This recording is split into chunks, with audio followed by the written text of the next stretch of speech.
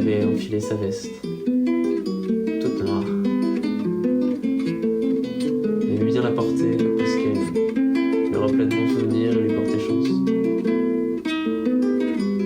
Il a porté cette veste noire. Il prenait toujours le même chemin, cette petite rue, boulevard Haussmann, pour arriver dans le métro, dans lequel vous vous faufiliez. Au milieu de tous ces passants, ces touristes, ces travailleurs également. Et vous y alliez, à ce rendez-vous. Enfin, que sais-je. Où alliez-vous?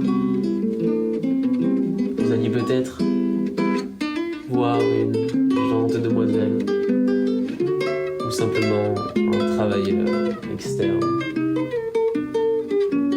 Peut-être seulement vos amis, que sais-je. Peut-être une soirée de folie. Et vous vous faufiliez, voilà, à travers le métro, et hop, vous passez, vous y êtes. Dans ce métro, bondé encore une fois, mais qu'est-ce que vous aimez les sentir, se blottir contre vous. Enfin bon, ce coude dans la tête il fait mal quand même, j'avoue. Et ça le secoue, mais qu'est-ce qui sent bien. Bizarrement, c'était pas comme ça les autres matins. Voilà. Il sort maintenant de ce métro, tout en délicatesse, prenant soin de ce qui l'entoure. Bizarrement, son comportement a changé entre les deux stations. Qu'est-ce qu'il a?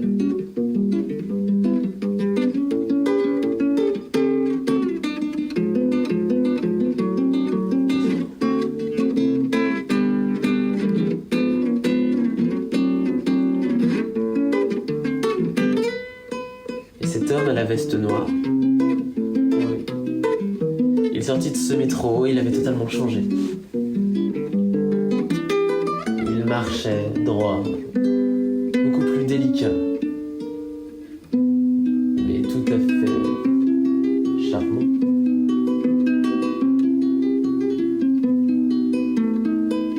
Il alla à ce rendez-vous, bien habillé. C'était le plus beau gosse de tous. Ah oui. Bon ça m'étonnait pas.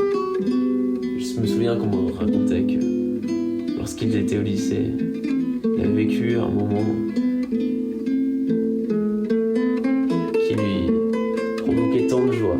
Et ce moment-là, voilà, sans doute représenté par ce costume. Ce costume qui ne lui va pas forcément bien. Qui, malgré tout, détient pas mal de défauts. Comme ce petit cordon des coups sur ce petit chemisier. Qu'importe. Oh, qu'importe. Je suis prêt, se disait-il, pour ce rendez-vous auquel il avait l'envie d'aller assister. Et ce rendez-vous était fou. Oh oui, il l'était.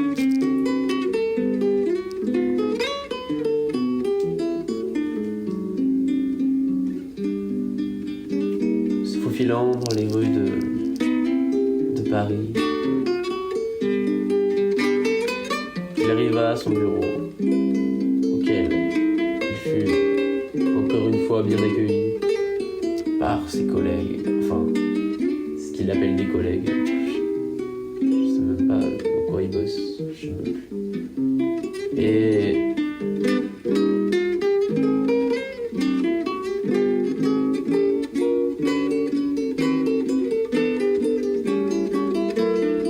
oui.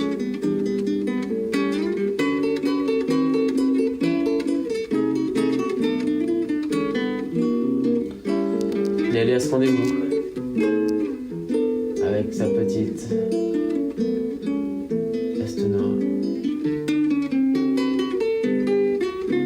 On lui dit que cette personne ne pouvait pas le voir ici et qu'il fallait mieux qu'il aille au bar. Il est descendu, encore une fois, un peu plus frustré que la dernière fois. Et pourtant, il avait encore la foi. Oh oui. Beaucoup trop de foi. D'ailleurs, même dans le texte. Je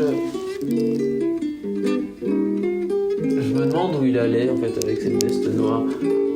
Je fais comme si je le savais, mais en réalité je ne le sais pas. Enfin, j'ai cru l'apercevoir avec une femme d'un certain âge, d'ailleurs. Ce qui m'a très étonné. Il était pourtant adoré par toutes les femmes qui l'entouraient.